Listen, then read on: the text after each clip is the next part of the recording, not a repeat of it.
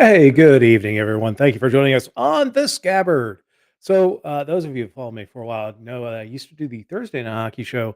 This year, I've decided to switch things up a little and go more with my passion and start following the Buffalo Sabres. Hey, Jasper, good to see you, brother. Thanks for following me over here onto the Scabbard. This season, we're going to focus primarily on the Buffalo Sabres. What is a scabbard? A scabbard, I have a handy dandy definition. A scabbard is a sheather for a blade or a sword or dagger. For a sword or dagger, saber counts as one of those. So we are going to cover the Buffalo Saber. So get it, scabbard. Awesome.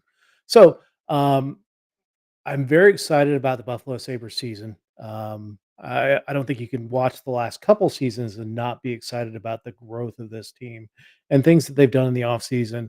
And, you can say, well, they didn't do a whole lot in the offseason, but I think what they've done over this offseason is more confidence in the direction of what they're going.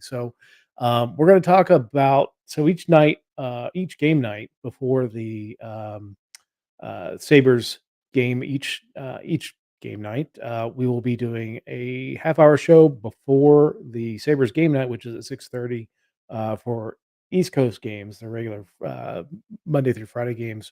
And then we'll follow as they go on the West Coast. It'll be about an hour before the game time that will be joining them. So, yeah, stay tuned as we go through that. I've been a Buffalo Sabres fan since the early 90s. I've laughed and cheered and cried with this team. And it's been a long 12 years. And hopefully, the light at the end of the tunnel is not a train. Um, but yeah, so that's the premise of the show is that we'll be covering the opponent that we're gonna be facing that night, maybe look at a little bit back at the game that we just faced or just went through and discuss some of that. So, not really much to discuss of previous opponents because we just got through preseason, but we can talk a little bit about that. But let's talk about what the Sabres have done in the offseason. We've got additions and subtractions. Really, the additions are on the blue line for the most part. We got Connor Clifton and Eric Johnson joining the franchise. Um, Clifton signed a 3-year deal. Eric Johnson signed a 1-year deal. Clifton is a relatively young guy, so I mean it's good to see him sign a little bit term on his deal. Johnson is near the end of his career. He's at 36 years old. So a 1-year deal makes sense for him. He spent several seasons on the Colorado Avalanche, winning a cup a couple of seasons ago. So it's good to have that Stanley Cup experience on the blue line. And when we look at the lines, we'll see that they're in the third defensive pairing together, making their debut tonight. Also, Zach Benson making the team out of training camp, and we'll discuss him a little bit more later, and possibly Matt Savoy. We know that he got injured during the last game of the Sabres rookie prospect tournament, and has been on injured reserve the entire training camp. So we won't see Matt Savoy suit up for a little bit. We do believe that Savoy will end up in Rochester for a conditioning assignment soon. We may see him come up and do a 9-game stint. This may be the same thing that we see with Zach Benson is that he gets the nine game skin 9-game stint and then goes back to Wenatchee. But we'll talk about that stuff later. Also in the offseason, 2 massive deals, and it just really came down to the very end of the offseason. Um, uh, Rasmus Dahlin signed a couple days ago a 8-year, $88 million contracts. We're committing 11 years, $11 million average annual value to Rasmus Dahlin, who really had a breakout season last year. He's been a good defenseman and really put things together. Had a Norris Trophy, at least getting into the conversation of the Norris Trophy last season. We also committed again to the back end. Last night, it was announced that Owen Power had signed a 7-year, 58.45 million, which amounts to at 8.35 average annual value onto the salary cap. For Darlene, he has a no movement clause that kicks in after year 1 and runs through the life of the contract. So next season, he'll be on $11 million. He could be traded if the Sabres so desired. I don't think so. But then after that, they'll have to negotiate with Darlene to move him off of that contract or move him out of the franchise. For Owen Power, he's got a modified no trade deal. So the first 4 seasons of the wait a minute, 7 years. So first 5 seasons of his contract, he's able to be traded at any time. Years 6 and 7 of the contract, he will be able to submit a 5-team no trade list. So um, I hate talking about the possibility of trading either one of these guys, but that's part of the contract. The cool thing is that we're going to have Rasmus Dahlin here until the 2032 season, if we so desire, and Owen Power will be here until the 2031 season, again, if we so desire. And I sure hope so. I sure hope it's a mutually beneficial deal for all involved. It was easy to do this. I mean, even with the 2 deals signed, the Sabres are still the second lowest salary cap team in the league. They could add another, I think their cap at this point is $8 million, and if they want to add pieces at the trade deadline, they could do $40 million worth of contracts. So that's quite a bit. So think about these guys that have expiring contracts towards the end of the season that need to get moved. Sabres could be if they're in the mix for the playoffs, that could be a destination for those guys. And I'm sure with that much cap space, a lot of these teams will be looking at Buffalo as a potential trade partner, especially with all the prospects and that the system has been generating the last few years. So, um, so let's talk about preseason for the Buffalo Sabres. It was kind of a mixed bag. They got off to a 2-0 start, beating the Caps and the Bruins, and then went 1-4 down the rest of the stretch. And the last game of the preseason was really quite a bit of a head scratcher. And I get that you can't really hang much on preseason because the Buffalo Sabres were rotating so many players in and out of the lineup. But that especially that last game of the preseason when they went to Pittsburgh, they took a 3-1 lead and then they just melted down. It was not a good look. So uh, it brought back a lot of bad memories of bad Sabres games last season where they just couldn't cover in their own zone. Um, and it let I think a lot of people were very, very high on the Buffalo Sabres going into training camp, and I think some of the play that they had during the training camp really um, uh, the lost when you beat the Bruins. Yeah, I mean, it was the second game of the preseason, and it was Buffalo's first home game of the preseason, so it's not a bad. I wasn't too hyped about it. I mean, I love beating Boston anyway, but um, yeah, I mean, I tempered it with the fact that it was game 2 of the preseason. A lot of AHL guys were playing in the game for both sides. But it was a good game. I really enjoyed it. But yeah, so game 7 of the preseason, they play Pittsburgh, get out 3-1 lead. They blow it, and they just look like a sieve defensively. Rasmus Dahlin was a -4. Now I will say, it's concerning when you're the guy that you just gave $11 million to was a -4 in his last game. I will say that whenever Rasmus Dahlin has done something like that, where he's had kind of laid an egg on the ice, he has really come back and played really well for long stretches of time after bad performances. So it'll be good to get him off. Hopefully, get him off to a hot start with his new contract tonight against the Rangers. But closing out the preseason, the Olafson was scoring. I know there's been a lot of controversy about whether we're going to keep Olafson or what we're going to do with him. He got his scoring touch going.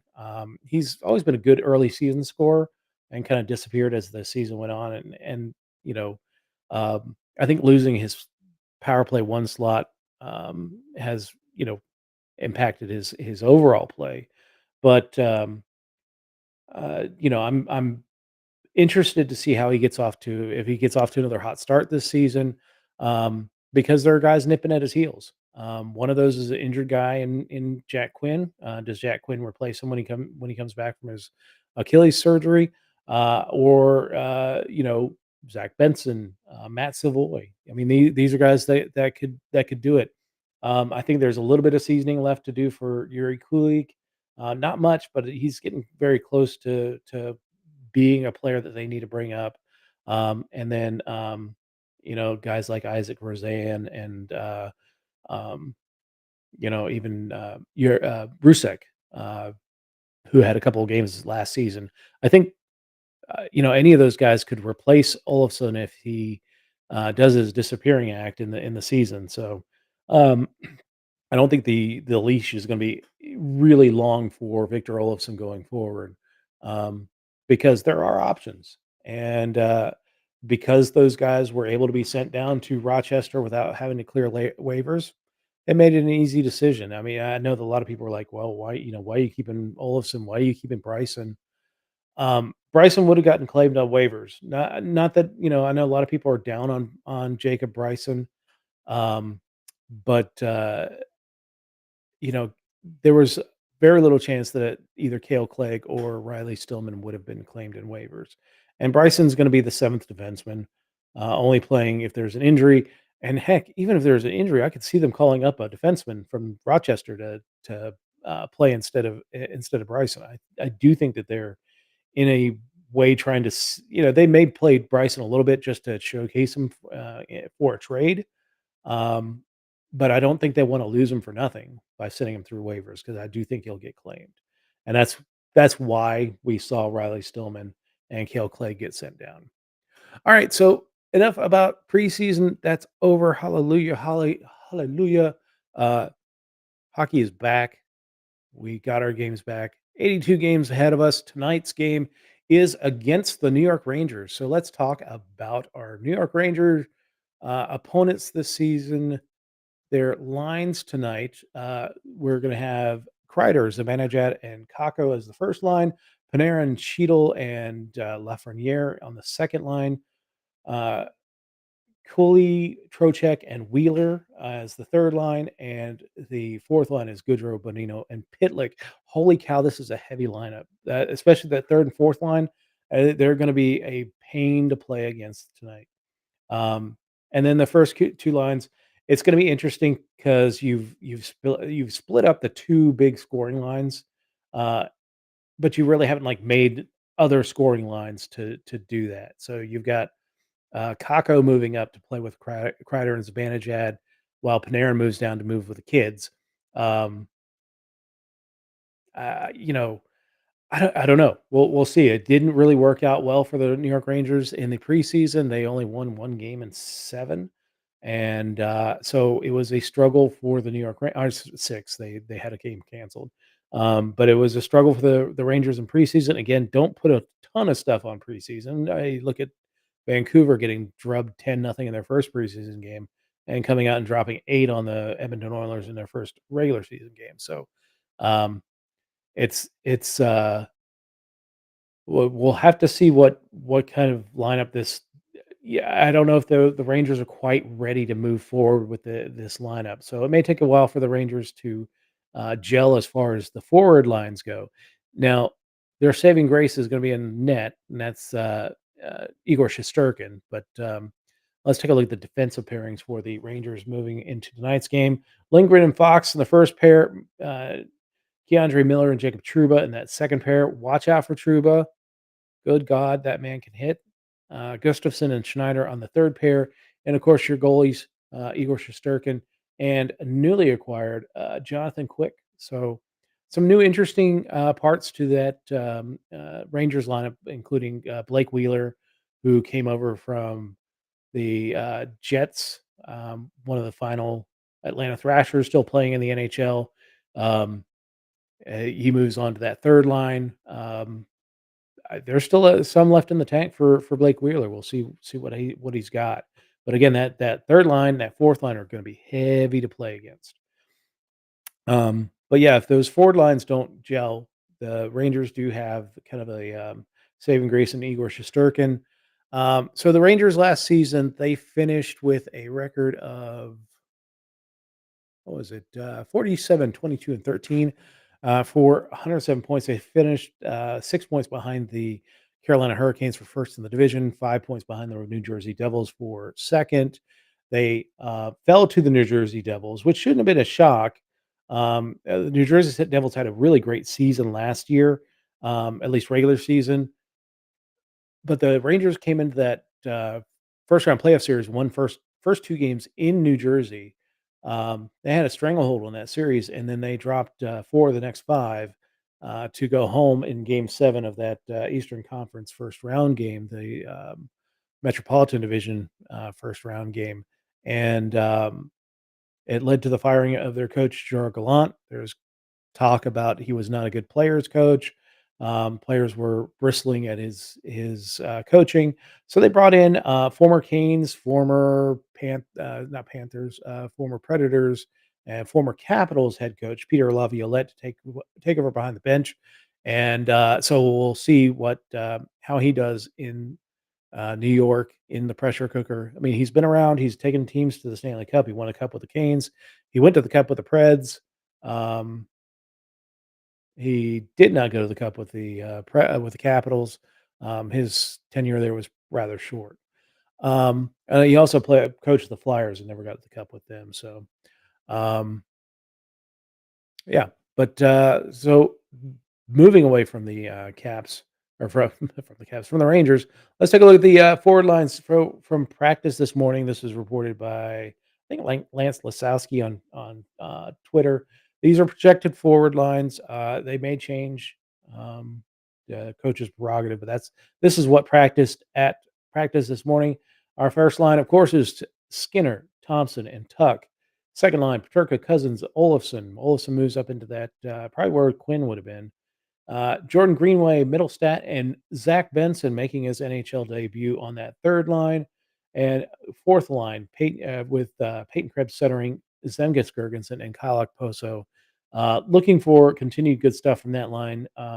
They were sneaky contributors last year. They were some nights I would always say that some nights they were probably and most nights they were probably our second best line consistently throughout the season. The young guys like Paterka and Cousins and Quinn had good nights, but an 82 game effort. I liked what I saw out of Krebs, Gergensons, and Okposo. So our defensive pairings tonight will be Samuelson with the money man, Darlene, Owen Power.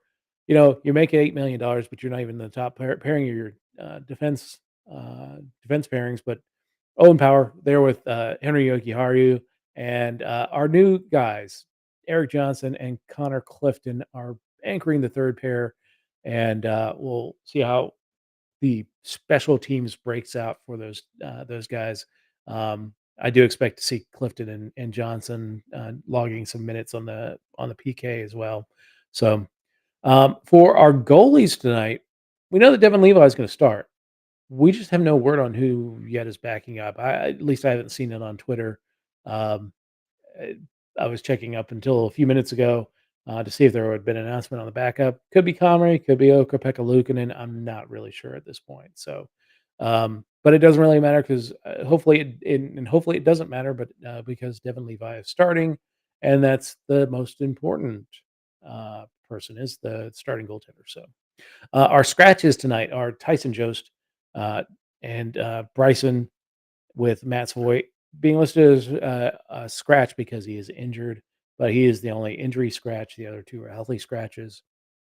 So this game is going to be an interesting test for the Sabres because the Rangers are icing a very heavy lineup. Um, uh, that was something that the Sabres had problems with last year. It's not like the 2009, 2010 Sabres where, they would just wilt at the first sign of contact. But they did have some problems last year dealing with heavy teams getting out of their zone, breakout passes and things like that. So Can they handle the pressure? Can they handle the pressure of the expectations of being the first Buffalo team to make a playoff in a long time? And that's our stat of the night. Our stat of the night is 12. I should show up there. There we go. Our stat of the night is 12. 12 seasons since the Buffalo Sabres have been in the playoffs. I saw a stat the other day that uh, our young man, Mr. Zach Benson, was 5 years old the last time the Sabres skated in the playoffs. That that's sad. Um, uh, my severe hope is that we break that duff this year and that we are in the playoffs. We get meaningful games, not just in early April, but middle and late April and beyond. So, um, but yeah, tonight's game is going to be a good test for our Sabres. I will tell people all the time, first game of the season, don't freak out. If they get blown out, it happens. If they, I mean, if they do the same thing that they did last season, there can be room for concern, but it's not make or break. Um, if they score 7 on Shesterkin and, fly all over past the Rangers, don't freak out. Don't start playing the Stanley Cup parade because it's not gonna happen. Like, let's let's enjoy the season, and if it does happen, if we win the Stanley Cup, I mean, that's great, but, um, right now, it's just, this is another step on the progression to becoming a perpetual Stanley Cup contender. Um, and, so don't freak out in game 1, either way, whether it's a win or a loss, a blowout or a complete trucking of the Rangers. I just don't freak out too much. 12 years, we've waited 12 years. We can wait for another 82 games just to get to the end of the season and see where we're at. So, um, all right, yeah. So our player profile tonight, of course, is our young player Zach Benson. Mr. Benson was a wonderful contributor in the preseason. Let's see if he does keeps it up. He's a left wing, 5'10", 170 pounds, out of Chilliwack, British Columbia. So he's a Canadian. If he keeps playing like he did in the preseason, we'll be hating him when he gets to the Olympics in 2026. But first things first, um, he started the season in the training camp of the Wenatchee Wild, the Winnipeg Ice, the team that he and Matt Savoy moved from Winnipeg to the United States in Wenatchee, Washington, and joined the stay in the WHL there. Um, I was trying to figure out what Wenatchee was when I first started seeing his highlights this season. Scored some nice goals there in Wenatchee, and he kept it going. The prospect channel challenge all the way to training camp, and did not look out of place there at all. So yeah, Zach Benson, if he gets sent back, he goes to Wenatchee. There's no chance that he goes to the American Hockey League. Same with Matt Savoy if he gets sent back. Matt Savoy can do a conditioning stint in Rochester, but yeah, they would go to Wenatchee, and Wenatchee would probably have a very good chance. I mean, they're doing okay in the WHL so far early in the season, but having that duo back in Wenatchee would probably make them one of the teams to watch there in the WHL. But yeah, Zach Benson gets his rookie skate tonight. We saw that with Connor Bedard the other night, and a whole host of rookies making their NHL debut. Adam Fantilli and um, just and there's what's his face with the Arizona Coyotes making their NHL debuts and getting that rookie skate. So that'll be cool to see tonight. And then let's see. Ah, uh, so here's my prediction for the season. I'm not. So the purpose of the show is not going to be do hot takes. I think there are plenty of podcasts out there who do hot takes. Plenty of Sabres podcasts that do hot takes about this, that, or the other. And it's to report what's going on, and to look objectively at what's going on. I'm not going to get too high, too low. Yeah, if they go on another massive losing streak, maybe it'll start wearing on me because we've seen this before. But my thoughts on the season ahead of us is that the Sabres should make the playoffs. the way that they're constructed, barring like massive injuries, like I mean, if Tage Thompson gets taken out, um, Alex Tuck spends another stint on the injured reserve. We lose Rasmus Dahlin. Actually, more importantly, based on the way we played last year, if we lose Matthias Samuelson, I thought whenever he was out of the lineup, we were far worse defensively. So um, I would, barring injury, we should this roster should make the playoffs fairly comfortably. Does it make it into the top 3 of the division? I don't know, it could. I mean, it's not that big of a stretch to think that they could make up those points to catch a, Tampa who's dealing with injury issues of their own, or Boston, who may take a step back, have to take a step back from what they did last season. Um, Toronto, Toronto It depends for Toronto. Toronto's the problem with Toronto, with all large market teams is can they withstand the pressure? It does seem like their big players will play really well during the regular season, then disappear during the playoffs because the pressure gets that much more amped. They can handle the regular season pressure, so I think they do win the division. Um, I think the Sabres do sneak into the top 3 and make it interesting. I would say probably 3rd in the division and, uh, behind probably Boston. I think Boston's still got enough in the tank to take 2nd in the division. But I think it's Toronto's for the taking, just the way that they retooled, some of the grit that they put on the team. Domi, Bertuzzi, and I mean, it's like the 1990s called, Domi and Bertuzzi, patrolling the forward ranks there, and then, Ryan Reeves as well. They are a tougher team to play this year. So, Sabres will need to, tighten their buckets when they play Toronto this season. But yeah, Sabres make the playoffs. They have to make the playoffs. I mean, it's 12 years. We've suffered enough, and we've gone from 2 seasons ago, like, man, these guys really overachieved. They really played really well towards the end of the season. We're excited to see what they do in the next season. And we watched last season, and we're like, man, they played really well. They're still rough in a lot, a lot of areas that they need to clean up in, especially defensively. Um, but they were still entertaining. They got so close to getting in the playoffs and fell just short, 1 point short. That's tough. And then finally, this season, this is the season they have to put it together. I don't think people's jobs are on the line. I don't think they blow it up if they don't make the playoffs this season. But um, there will be some questioning of that. If the team fails and if the defense is still a hot mess, there's going to be some questioning. You might see an assistant or two get let go and things like that. I don't think they get rid of Ralph Kruger. Oh, uh, Don Granado. Um, if things go sideways. There's no way that seat becomes hot this season unless I mean, unless they're in the tank conversation, then maybe we can have that conversation, but no. But looking ahead to the Sabres season, there's 3 things that the Sabres need to do to avoid just missing the playoffs like they did last year. These are 3 things that happened last year that it really killed them. First off, they have to stop the bad streaks. There were 2 killer streaks in the season. One in November that was like an 8-game streak, where they just played awful.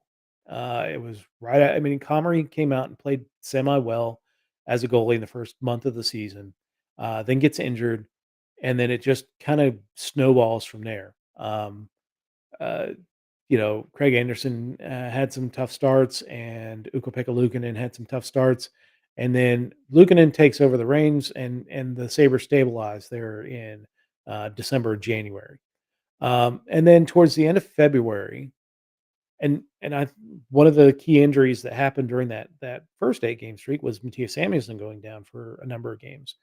He comes back.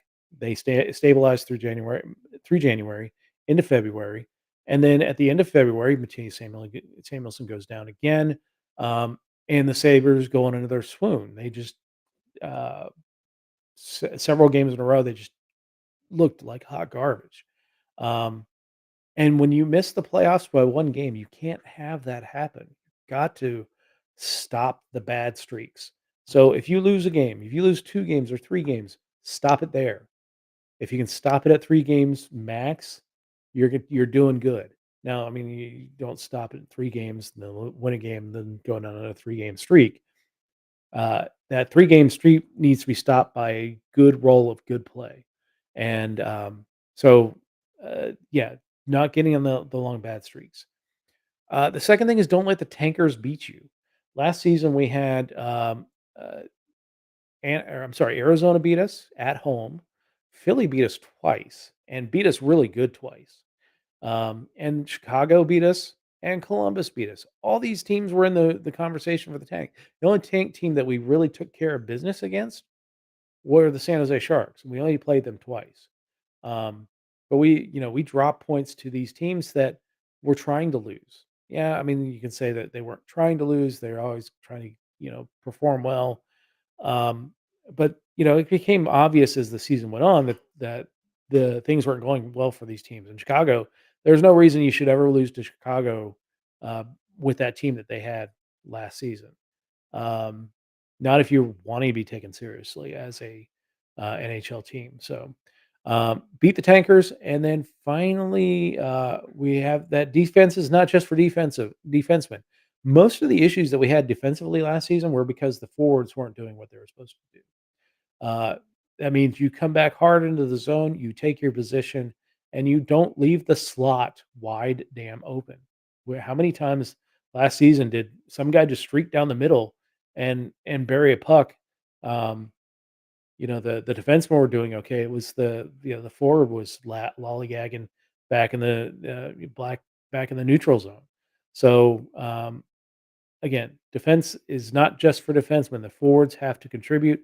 Forwards, I don't care if we end up scoring a goal less a game if we're giving up less, 2 less goals a game. Like that's completely fine with me because our had like the third best scoring team in the league, but we also had one of the worst defensive teams in the league. 3.57 goals for versus 3.62 goals against. So we were giving up more than we were scoring. That's got to be better. So anyway, that's the end of tonight's show. Go watch Sabres game night on MSG with Marty and Duffer, and have a great night. Go Buffalo Sabres! Hopefully, we have a great season, and I will see you all for the next game. I was so busy preparing for this one, I don't even know what it is, but I know it's a couple nights. So, but thanks for joining us, and we will talk to you all. Let me find the closing here. I'll talk to you all next game night. Have a good one, everybody. Go Sabres.